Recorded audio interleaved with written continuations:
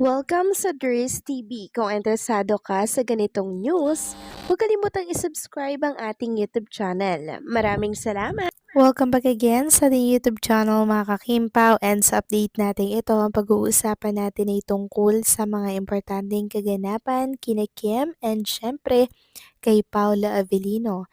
Pero bago po ang lahat, maraming salamat sa inyong patuloy na pagsuporta at pagsubaybay sa mga daily update natin. Kaya naman bilang pasasalamat, narito po ang ilang napili kong komento patungkol ito sa naging previous update.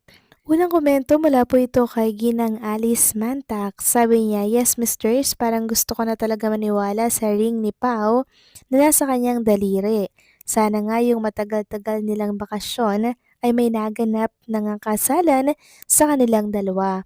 Napaisip nga din ako bakit may ring si Pao sa kanang daliri na siyang palatandaan ng isang married na tao. Parang gusto ko nang magbunyi.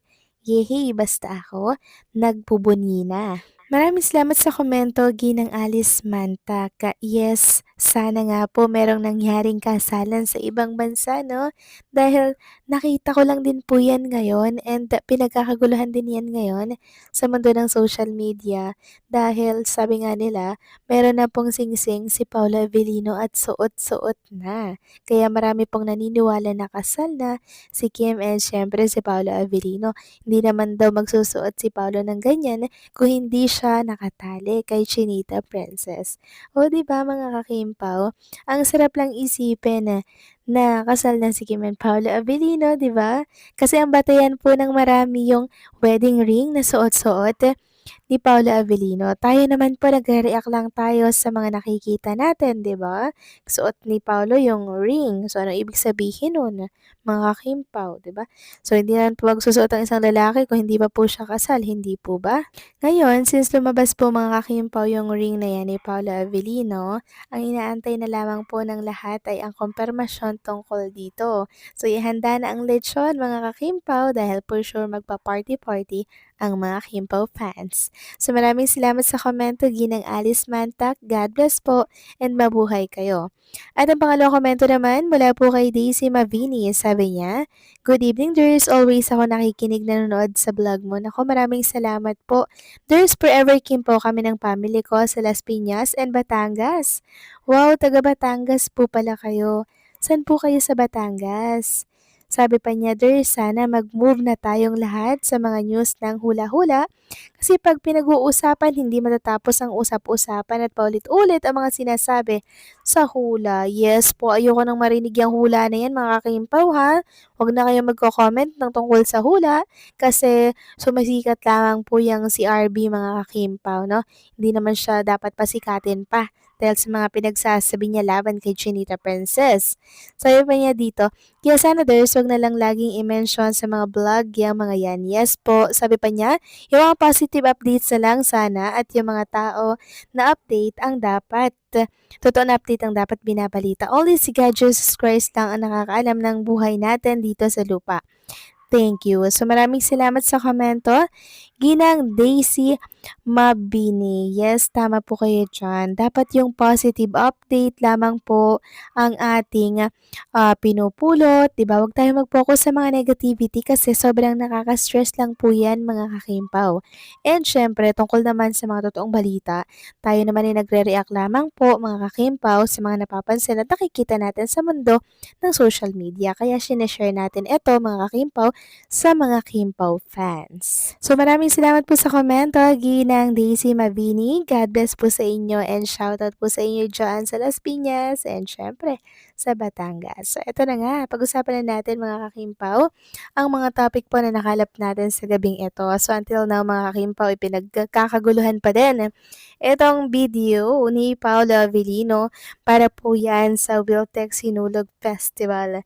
So kung yung mapapansin dito, ang dami nag-comment, ang dami nagulat, mga kimpaw yung reaction, 1.5k. Tapos eto yung mga comment nila, oh grabe.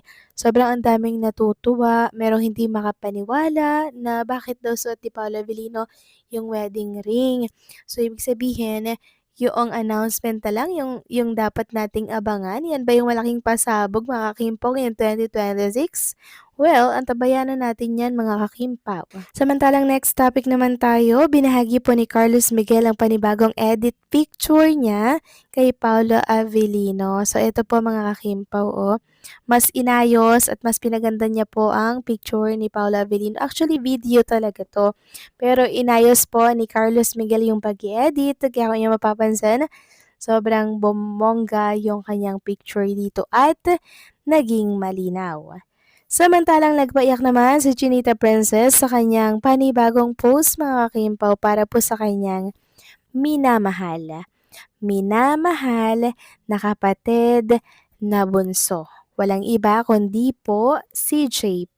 Yes, sabi niya po dito, to my little bro, si JP po, I just want you to know how incredibly proud I am of the man you have grown into. From the little boy I once knew to the strong, responsible, and loving person you are now. You amaze me. I honestly don't know how you manage to carry so much all at once. Even though we may be miles apart. Please always remember this. I am so proud of you, of who you are, and of who you are becoming. I know deep in my heart that Mama in heaven is smiling so brightly, so proud of the man you are today. Thank you for your strength, your heart, and your love. Salamat, John. Love you. Happiest birthday. Soar high. Les, ayan. So, mga kakimpaw, happy birthday dito kay JP, no? So, nakakatuwa lang kasi talagang yung samahan po nila bilang magkapatid, wala po talagang makakapantay mga kakimpaw, no?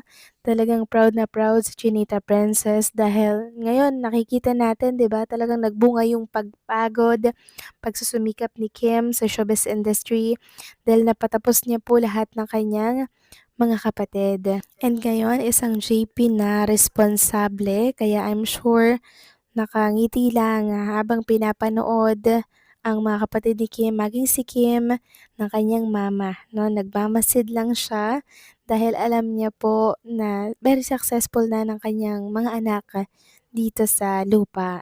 So, marami pong naiyak at na-touch mga kakimpaw sa mensaheng ito ni Kim Chu sa kanyang kapatid na si JP. Ang ilang Kimpaw fans na-touch din po, yung iba naluha, yung iba naiyak.